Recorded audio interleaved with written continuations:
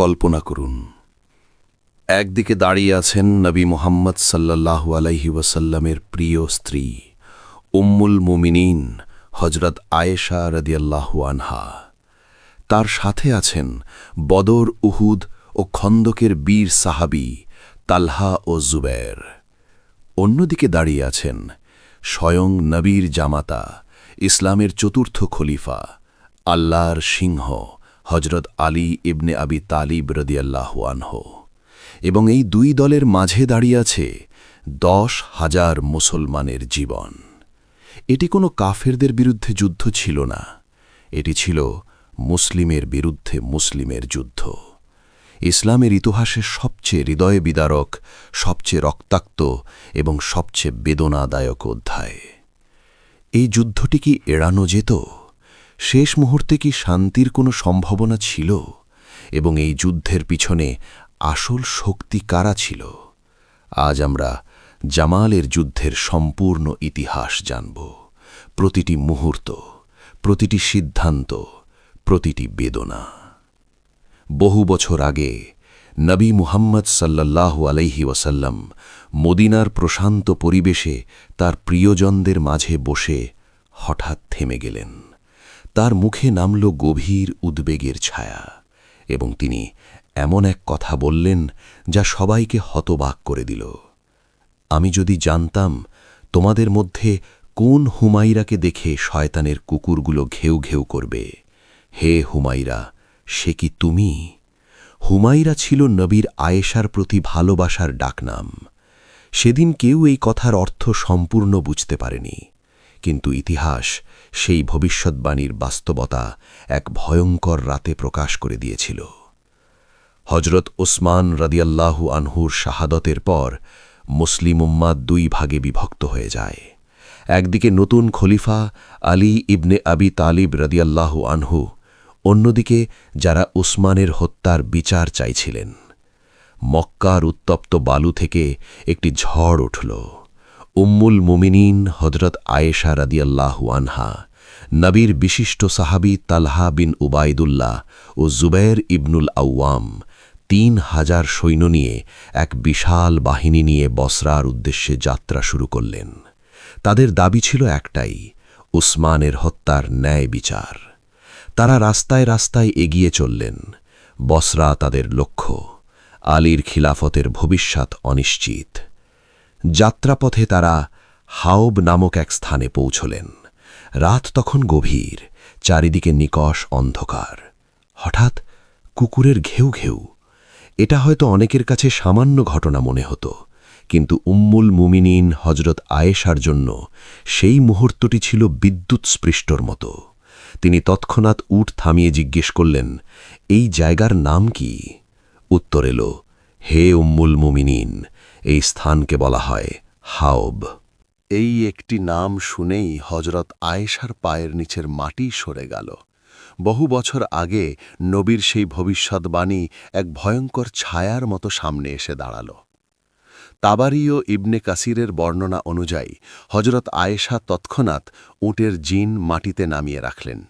তীব্র যন্ত্রণায় চিৎকার করে বললেন, ইন্না লিল্লাহি ওয়া ইন্না ইলাইহি রাজিউন। আমি সেই নারী, আমাকে ফিরিয়ে নিয়ে যাও। আল্লাহর কসম, আমি এখান থেকে এক পাও এগোব না। সেনাবাহিনীতে হতবিহ্বলতা ছড়িয়ে পড়ল। সবাই দম বন্ধ করে রইল। এই মুহূর্তে যদি উম্মুল মুমিনিন ফিরে যেতেন, হয়তো ইতিহাস ভিন্নভাবে লেখা হতো। হয়তো জামালের যুদ্ধ কখনোই হতো না। হয়তো 10,000 মুসলমান সেদিন বেঁচে থাকতেন। কিন্তু ভাগ্যের ফয়সালা ছিল ভিন্ন। হজরত আয়েশা একদিন ও এক রাত সেখানে অবস্থান করলেন। অগ্রসর হওয়া স্পষ্টভাবে অস্বীকার করলেন। এই সংকটময় মুহূর্তে আবদুল্লাহ বিন জুবায়ের এবং অন্যান্য সেনাপতিরা এগিয়ে এলেন। তারা ইসলামের ইতিহাসে এক কলঙ্কিত কাজ করলেন। প্রায় 50 জন আরব ও মুসলিমকে একত্র করা হল। তারা হজরত আয়েশার সামনে দাঁড়িয়ে মিথ্যা শপথ করে বলল যে পথ প্রদর্শক ভুল করেছেন। এটি আসলে হাওব নয়, এটি ছিল ইসলামের ইতিহাসে এত বড় পরিসরে দেওয়া প্রথম সংঘবদ্ধ মিথ্যা সাক্ষ্য। পাশাপাশি আবদুল্লাহ বিন জুবায়ের আবেগঘন কণ্ঠে বললেন, হে উম্মুল মুমিনিন, কয়েকটি কুকুর ঘেউ ঘেউ করেছে বলেই কি আপনি পিছিয়ে যাবেন? আপনি উম্মার মাতা, আপনি উসমানের রক্তের ন্যায় বিচারের জন্য এগিয়ে এসেছেন। যদি আপনি ফিরে যান, এই উম্মা একে অপরকে ছিঁড়ে ফেলবে। যদি আপনি এগিয়ে যান, হয়তো আল্লাহ আপনার মাধ্যমে দুটি বড় দলের মধ্যে মীমাংসা করে দেবেন। অনেক আলোচনার পর উম্মুল মুমিনিন এগিয়ে যাওয়ার সিদ্ধান্ত নিলেন, এবং সেই সিদ্ধান্ত মুসলিম উম্মাকে এমন এক রক্তাক্ত অতলে নিক্ষেপ করল, যেখান থেকে ফেরার পথ আর ছিল না। এদিকে মদিনা মুনওয়ারায় খলিফা হজরত আলী ইবনে আবি তালিব রাদিয়াল্লাহু আনহু যখন এই সংবাদ পেলেন, তখন তিনি শোকে মুহ্যমান হয়ে পড়লেন।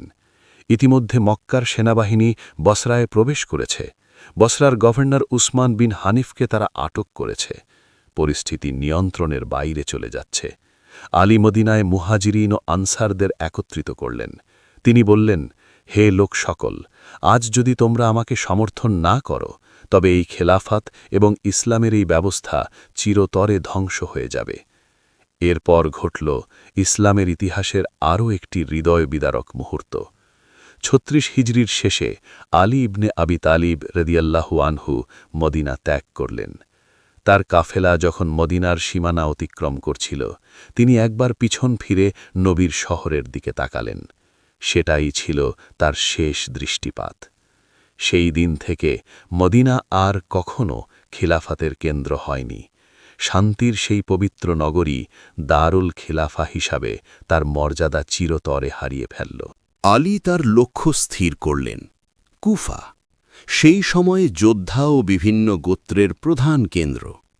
তিনি তার পুত্র ইমাম হাসান রাদিয়াল্লাহু আনহু এবং প্রবীণ সাহাবী আম্মার বিন ইয়াসিরকে কুফায় পাঠালেন। ইমাম হাসান কুফার জামে মসজিদে মিনবরে দাঁড়ালেন। এই সেই যুবক যার চেহারায় কুফার মানুষ নবীর প্রতিচ্ছবি দেখতে পেয়েছিল। তার ভাষণ এতটাই আবেগঘন ও শক্তিশালী ছিল যে কুফা থেকে ১০,০০০ থেকে ১২,০০০ সৈন্য আলী ইবনে আবি তালিবের পক্ষে যোগ দেওয়ার জন্য প্রস্তুত হয়ে গেল। এখন খেলার ছক সম্পূর্ণ। একদিকে তালহা ও জুবায়েরের বাহিনী বাসরায়, অন্যদিকে আলীর বিশাল সেনাবাহিনী কুফা থেকে বাসরার দিকে এগিয়ে আসছে। বাসরার কাছে জাউইয়া নামক স্থানে দুই সেনাবাহিনী মুখোমুখি হল। একদিকে খলিফা আলী, অন্যদিকে উম্মুল মুমিনিন হজরত আয়েশা, তালহা ও জুবায়ের। উভয় বাহিনীতেই ছিলেন সেই সাহাবীরা যারা বদর ও উহুদে একসাথে কাফেরদের তরবারির মোকাবেলা করেছিলেন। আজ তারা একে অপরের মুখোমুখি। নিজের তাঁবুতে বসে আলী তার অত্যন্ত জ্ঞানী সেনাপতি কাকা ইবনে আমর তামিমিকে ডেকে পাঠালেন। সেই কাকা যার সম্পর্কে উমর ফারুক রাদিয়াল্লাহু আনহু বলেছিলেন, যে সেনাবাহিনীতে কাকা আছেন তাকে কখনো পরাজিত করা যায় না। আলী বললেন, হে কাকা, যাও এবং উম্মুল মুমিনিন ও তোমার ভাইদের সাথে কথা বলো, তাদের জিজ্ঞেস করো তারা আসলে কি চান। কাকা ইবনে আমর তামিমি শান্তির দূত হিসেবে উম্মুল মুমিনিনের তাঁবুতে প্রবেশ করলেন। তালহা ও জুবায়েরও সেখানে উপস্থিত। তিনি বিনীতভাবে জিজ্ঞেস করলেন, হে উম্মুল মুমিনিন, আপনারা এই শহরে কেন এসেছেন? উম্মুল মুমিনিন উত্তর দিলেন, উম্মার মধ্যে সংস্কার এবং উসমানের রক্তের ন্যায় বিচারের জন্য। কাকা তামিমি তার অসাধারণ বুদ্ধিমত্তা দিয়ে এমন যুক্তি উপস্থাপন করলেন যা সবার হৃদয়ে স্পর্শ করল। তিনি বললেন, হে মুমিনগণ, তালহা, জুবায়ের, তোমাদের দাবি ন্যায্য, কিন্তু একবার ভেবে দেখো, উসমানের হত্যাকারীরা শুধু একজন বা দুজন নয়, হাজার হাজার ক্রুদ্ধ বিদ্রোহী। খলিফা আলী যদি এখনই তাদের বিরুদ্ধে তরবারি তোলেন, তবে যুদ্ধের আগুনে সমগ্র আরব বিশ্ব ছাই হয়ে যাবে। তোমরা কি চাও আমরা উসমানের হত্যার প্রতিশোধ নিতে আরও হাজার হাজার নিরীহ মুসলমানের রক্ত ঝরাই? আগে আলীর শাসন শক্তিশালী হোক। যখন রাষ্ট্র শক্তিশালী হবে, তখন হত্যাকারীদের চিহ্নিত করে বিচারের আওতায় আনা হবে।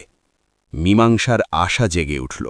তালহা ও জুবায়েরও বুঝতে পারলেন, এই যুদ্ধ পুরো আরবকে পুড়িয়ে ছাই করে দেবে। একটি সমঝোতা হওয়ার পথে ছিল, কিন্তু এই শান্তি ছিল একটি বারুদের পাত্রের উপরে, এবং সেই বারুদে আগুন লাগানোর জন্য অপেক্ষায় ছিল এমন কিছু মানুষ যাদের স্বার্থ শান্তিতে নয়, যুদ্ধে। তালহা, জুবায়ের ও উম্মুল মুমিনিনের সেনাবাহিনীতে মারওয়ান বিন হাকাম এবং বনু উমাইয়া গোত্রও ছিল। তাদের একটাই লক্ষ্য, যে কোনো মূল্যে আলীর শাসনের অবসান। এবং তারপর ঘটল সেটাই যা ইতিহাসে প্রতিটি বিশাল ও অনিয়ন্ত্রিত সেনাবাহিনীর ক্ষেত্রে ঘটে থাকে। রাতের অন্ধকারে কোনো রহস্যময় শক্তি আসেনি। ভোরের আলো ফোটার সাথে সাথে অনিয়ন্ত্রিত দলগুলোর মধ্যে একটি ছোট সংঘর্ষ শুরু হল। তীর ছোড়া হল, তরবারি কোষ মুক্ত হল, এবং সেনাপতিদের আদেশ বাতাসে মিলিয়ে গেল। বসলার বাতাস, তীরের শীষ, ঘোড়ার হেসাধ্বনি ও আহতদের আর্তনাদে মুখরিত হয়ে উঠল। মক্কার সেনাবাহিনীতে শোরগোল পড়ে গেল। দৌড়াও, দৌড়াও, তালহা ও জুবায়েরকে বলো, আলীর সৈন্যরা আমাদের উপর আক্রমণ করেছে। আলীর শিবিরেও তীরের বৃষ্টি শুরু হল। আলী বেরিয়ে এসে চিৎকার করলেন, কি হচ্ছে? উত্তর এল, আমিরুল মুমিনিন, তালহা ও জুবায়ের বিশ্বাসঘাতকতার সাথে আমাদের উপর আক্রমণ করেছে। মধ্যস্থতার সমস্ত দরজা চিরতরে বন্ধ হয়ে গেল। কিন্তু তখনও আলী একটি শেষ চেষ্টা করলেন, এবং সেই চেষ্টা ইসলামী ইতিহাসের সবচেয়ে মর্মস্পর্শী দৃশ্যগুলোর একটি। আলী তার তাঁবু থেকে বেরিয়ে এলেন। তিনি মাথার লোহার শিরস্ত্রাণ খুললেন, তরবারি কোষবদ্ধ রাখলেন, নিরস্ত্র অবস্থায় ঘোড়ায় চড়ে সরাসরি যুদ্ধক্ষেত্রের কেন্দ্রে চলে গেলেন। কোনো রক্ষী নেই, কোনো সঙ্গী নেই। প্রায় ৩,০০০ সৈন্য রুদ্ধশ্বাসে এই দৃশ্য দেখছিল। আলী বজ্রকণ্ঠে ডাকলেন, হে জুবায়ের, হে তালহা, আমার কাছে এসো। জুবায়ের ও তালহা ঘোড়ায় চড়ে সামনে এলেন। তিনজন এতটা কাছাকাছি এলেন যে তাদের ঘোড়ার ঘাড় একে অপরকে স্পর্শ করল। এরাই সেই তিনজন যারা বদর, উহুদ ও খন্দকে পাশাপাশি দাঁড়িয়ে কাফেরদের তরবারির মোকাবিলা করেছিলেন। আজ তারা একে অপরের বিপক্ষে। আলী ইবনে আবি তালিব কোনো রাজনৈতিক কৌশলের আশ্রয় নিলেন না। তিনি সরাসরি সেই দরজায় কড়া নাড়লেন যেখানে নবীর স্মৃতি বাস করত। তিনি জুবায়েরের চোখের দিকে তাকালেন। কণ্ঠস্বর আবেগে ভারী হয়ে উঠল। হে জুবায়ের, আমি তোমাকে আল্লাহর নামে জিজ্ঞেস করছি, তোমার কি সেই দিনের কথা মনে আছে যেদিন তুমি বনু গানাম মহল্লার মধ্য দিয়ে যাচ্ছিলে এবং নবী সাল্লাল্লাহু আলাইহি ওয়াসাল্লাম তোমার পাশে হাঁটছিলেন? আমি সামনে থেকে এলাম, তুমি আমার দিকে তাকিয়ে হাসলে। তখন নবী তোমাকে জিজ্ঞেস করলেন, হে জুবায়ের, তুমি কি আলীকে ভালোবাসো? আর তুমি বলেছিলে, হে নবী, আমার ভাই ও প্রতিবেশীকে আমি ভালোবাসব না কেন? আলী আরও কাছে ঝুঁকে বললেন। তারপর নবী একটি ভবিষ্যৎবাণী করেছিলেন, হে জুবায়ের, তোমার কি মনে নেই, নবী বলেছিলেন, এমন একটি দিন আসবে যখন তোমরা আলীর সাথে যুদ্ধ করবে এবং সেই যুদ্ধে তোমরাই হবে অত্যাচারী? জুবায়েরের চোখ ভরে উঠল। কাপা কণ্ঠে বললেন, আল্লাহর কসম আলী, আপনি সত্য বলেছেন, আমি এটা পুরোপুরি ভুলে গিয়েছিলাম। যদি নবীর এই কথা আমার মনে থাকত, আমি কখনো এই যুদ্ধক্ষেত্রে আসতাম না। হে আল্লাহ, আমি আর আলীর বিরুদ্ধে তরবারি তুলব না। এই বলে জুবায়ের ঘোড়ার লাগাম টেনে মুখ ফিরিয়ে নিলেন। সেই মহান আরব যোদ্ধা, যিনি সারা জীবনে কখনো যুদ্ধক্ষেত্রে পিঠ ফেরাননি, নবীর একটি হাদিসের সামনে মাথা নত করলেন। আলী এবার তালহা বিন উবায়দুল্লাহর মুখোমুখি হলেন। অত্যন্ত বেদনার সুরে বললেন, হে আবু মুহাম্মদ, তোমরা নবীর স্ত্রী আমাদের মাকে যুদ্ধক্ষেত্রে ঢাল হিসেবে ব্যবহার করেছ, অথচ নিজেদের স্ত্রীদেরকে ঘরে নিরাপদ রেখেছ। তোমরা কি আমার এই হাতের ওপর শপথ নাওনি? এই যুক্তির কোনো উত্তর তালহার কাছে ছিল না। তিনি মাথা নত করলেন এবং বর্ণনা অনুযায়ী তালহাও যুদ্ধ থেকে সরে আসার সিদ্ধান্ত নিয়েছিলেন। আলী থামলেন না, তিনি কণ্ঠ আরও উঁচু করলেন, এতটাই উঁচু যে তার বজ্রকণ্ঠ সমগ্র যুদ্ধক্ষেত্র ভেদ করে মক্কার সেনাবাহিনীর সামনের সারিতে পৌঁছে গেল। আলী হাত তুলে বললেন, আমি আল্লাহর নামে তোমাদের সকলের কাছে আবেদন করছি, তোমাদের মধ্যে কি কেউ গাদির খামের সেই দিনের কথা স্মরণ করতে পারো যেদিন নবী প্রখর সূর্যের নিচে আমার হাত তুলে ধরেছিলেন? তোমরা কি নিজের কানে শোনোনি, মান কুন্তু মাওলাহু ফাহাজা আলিয়ুন মাওলা, যার আমি নেতা, আলীও তার নেতা। তারপর নবী দোয়া করেছিলেন, হে আল্লাহ, যে আলীকে ভালোবাসে তাকে ভালোবাসো, যে আলীর শত্রু তার শত্রু হও। হে লোক সকল, আমি যদি তোমাদের নেতা হই, তবে আজ আমার বিরুদ্ধে এই তরবারিগুলো কেন? এই কথাগুলো ছিল যেন আকাশ থেকে বজ্রপাত। মক্কার সেনাবাহিনীতে উপস্থিত অনেক প্রবীণ সাহাবী ও নেতার হৃদয় কেঁপে উঠল। তারা বুঝতে পারলেন, তারা এমন একজনের বিরুদ্ধে তরবারি তুলেছেন যার বেলায়ত ও নেতৃত্বের সাক্ষ্য স্বয়ং নবী সমগ্র উম্মার সামনে দিয়েছিলেন। সেনাবাহিনীতে কানাকানি শুরু হল। আল্লাহর কসম, আলী সত্য বলেছেন, আমি নবীকে একথা বলতে নিজে শুনেছি। নেতৃত্ব যুদ্ধ থেকে মুখ ফিরিয়ে নিচ্ছিল। ইতিহাস এই মহাবিপদ এড়ানো থেকে মাত্র কয়েক মুহূর্ত দূরে ছিল। এবং তখনই কোনো অজ্ঞাত দিক থেকে একটি তীর ছোড়া হল। সেই তীর সমস্ত শান্তির প্রচেষ্টাকে মুসলিম রক্তের সাগরে ডুবিয়ে দিল। যুদ্ধক্ষেত্র থেকে ফিরে আসা জুবায়ের বিন আওয়াম তার পুত্র আবদুল্লাহকে বললেন, বৎস, আলী আমাকে এমন এক কথা মনে করিয়ে দিয়েছেন যা আমাকে আর এই যুদ্ধের অংশ হতে দেবে না। এই বলে তিনি একাই বসরা ছেড়ে সাবা উপত্যকার দিকে রওনা হলেন। কিন্তু শান্তির শত্রুরা তাকে ক্ষমা করল না। সাবা উপত্যকায় আমর বিন জারমুজ নামক এক হতভাগা ব্যক্তি নামাজরত অবস্থায় তাকে বিশ্বাসঘাতকতার সাথে শহীদ করে দিল। যুদ্ধ এখন তার পূর্ণ রূপ ধারণ করেছে। এই যুদ্ধের কেন্দ্রবিন্দু ছিল উম্মুল মুমিনিনের উট আসকার। মক্কার সেনাবাহিনী বিশ্বাস করত, যতক্ষণ উটটি দাঁড়িয়ে থাকবে তারা পরাজিত হবে না। ফলে ৭০-এরও বেশি সর্দার সেই উটের জিন ধরে রাখতে গিয়ে একের পর এক ঢলে পড়লেন। কারো ডান হাত কাটা গেল, বাম হাত দিয়ে জিন ধরে রইলেন, বাম হাতও কাটা গেল। কর্তিত বাহু দিয়ে জিন জড়িয়ে ধরে মৃত্যুর মুখে ঢলে পড়লেন। উটের হাওদা এত তীরবিদ্ধ হল যে দেখতে একটি কালো রাজকীয় পাখির মতো লাগছিল। এবং এই যুদ্ধেই উন্মোচিত হল সবচেয়ে কলঙ্কিত বিশ্বাসঘাতকতা। মারওয়ান বিন হাকাম, যিনি তালহারি সেনাবাহিনীতে ছিলেন, তিনি তার ধনুকে তীর ভরলেন এবং সেই তীর ছুঁড়লেন নিজেদের দলের সেনাপতি হজরত তালহা বিন উবায়দুল্লাহর হাঁটুর দিকে। তীর বিঁধে গেল, তালহার রক্ত ঝরতে লাগল। মারওয়ান ঘোষণা করলেন, আজ থেকে আমি আর উসমানের হত্যাকারীর সন্ধান করব না। তালহা ঘোড়া থেকে পড়ে গেলেন, নিজের তাঁবুতে যন্ত্রণায় শহীদ হলেন। এই ছিল বনু উমাইয়ার আসল মুখ। তারা উসমানের প্রতিশোধ নিতে আসেনি, তারা এসেছিল আলীর পতন নিশ্চিত করতে। এবং সেই পথে তালহার মতো মহান সাহাবীও তাদের কাছে কেবল একটি দাবার ঘুঁটি ছিলেন। আলী ইবনে আবি তালিব বুঝলেন, যতক্ষণ এই উন্ট দাঁড়িয়ে থাকবে রক্তপাত থামবে না। হৃদয় বিদারক কষ্টে তিনি আদেশ দিলেন, যাও, উটটির পায়ে আঘাত করো, যদি এটি না পড়ে কেউ বাঁচবে না। মৃত্যুর মুখোমুখি হয়ে আলীর সৈন্যরা উটির দিকে ঝাঁপিয়ে পড়ল। তলোয়ারের প্রচণ্ড আঘাত উটের পেছনের পায়ে লাগল।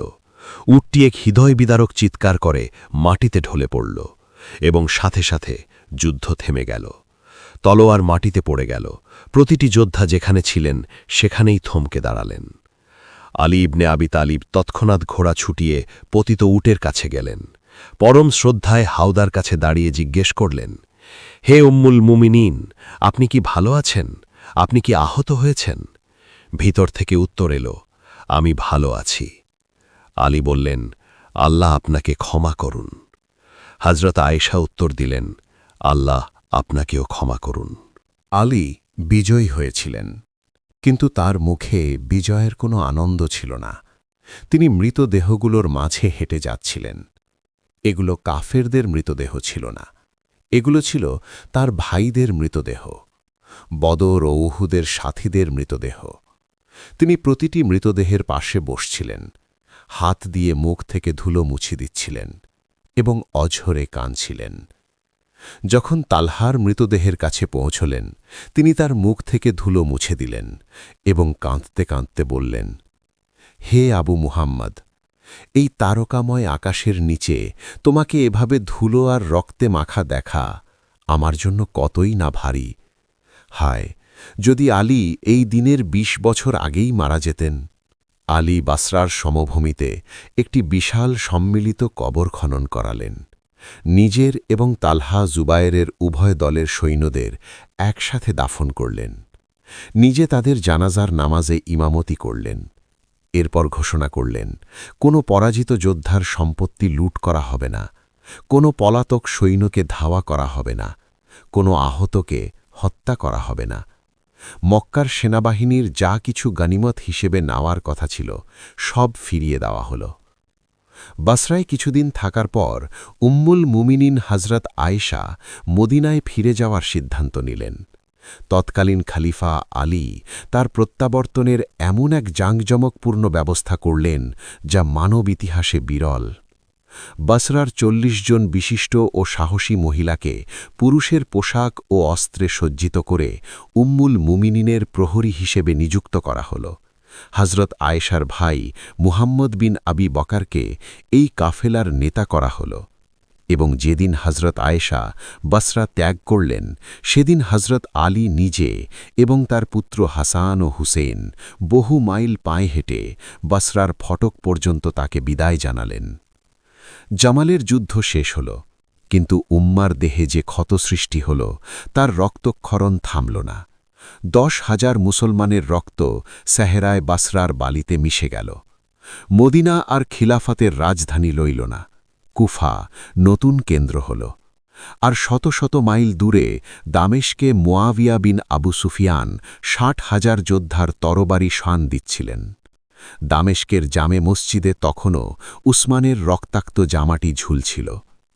মুসলিম উম্মা এখন এমন এক ঝড়ের দিকে এগিয়ে যাচ্ছিল যা জামালের যুদ্ধের চেয়ে ১০০০ গুণ বেশি ভয়ঙ্কর, দীর্ঘস্থায়ী ও রক্তক্ষয়ী ছিল। সেই ঝড় যা ইতিহাসে সিফফিনের যুদ্ধ নামে পরিচিত। আল্লাহুম্মা গফির লাহুম আজমাইন। আল্লাহ তাআলা সকল সাহাবায়ে কেরামকে ক্ষমা করুন।